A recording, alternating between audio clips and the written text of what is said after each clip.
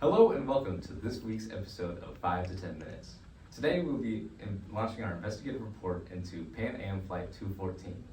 On December 8th, 1963, Pan Am Flight 214 crashed just outside of Elkton, Maryland. Unfortunately, all 73 passengers and 8 crew members passed in the crash.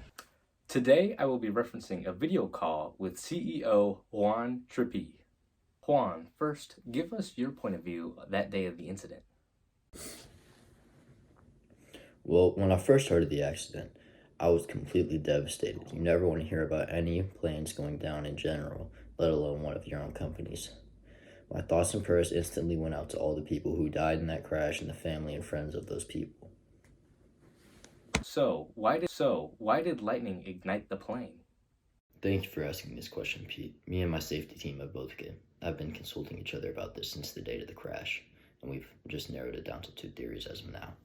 So the first of these 2 theories being that while in the air and in the holding pattern, the plane experienced a ton of turbulence, and it ended up rupturing a fuel hose. So once the plane was struck by lightning, it hit the rupture in the fuel hose and ignited originally the fuel hose, which worked its way into fuel tank number 1, eventually catching the entire plane on fire. And our second theory being that on-ground inspections were complete. The person who conducted the on-ground inspection completely overlooked the fuel hose rupture, and it had been ruptured the entire time of flight, and it wasn't just the... What steps are you planning to take from here? Pete, I'm glad you asked me this question, because me and my teams with the FAA have been developing a fuel protection system that will be mounted onto all Pan Am airline jets by the end of this month because of this tragedy. This system utilizes an air pocket with less flammable insulation that will prevent any fuel from coming in direct contact with electrical charges like lightning. Now we introduce the head of safety at Pan Am, Ray Choklot. Go.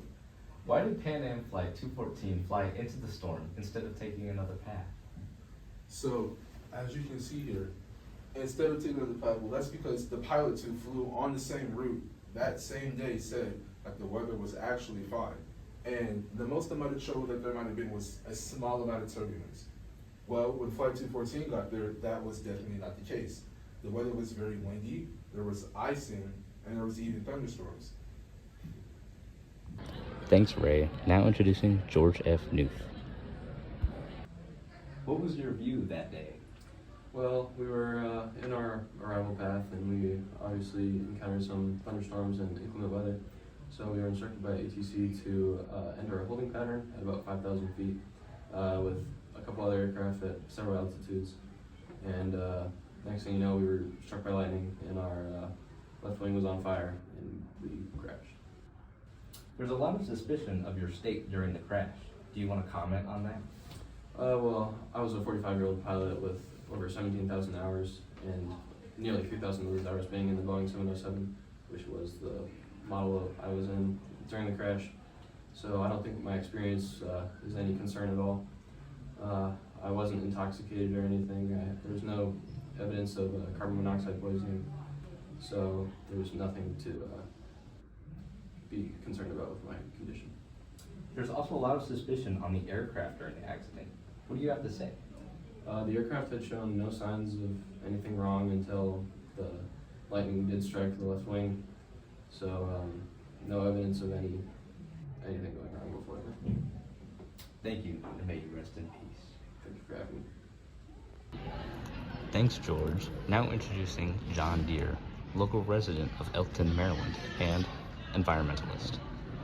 But while everyone is looking at the plane and the tragedy, no one's really looking at the losses that we are taking in the local environment. But the plane crash has put the environment in extreme danger. You see, the impact it had created a massive crater and spread wreckage throughout the entire area by a 4 by 1 mile radius.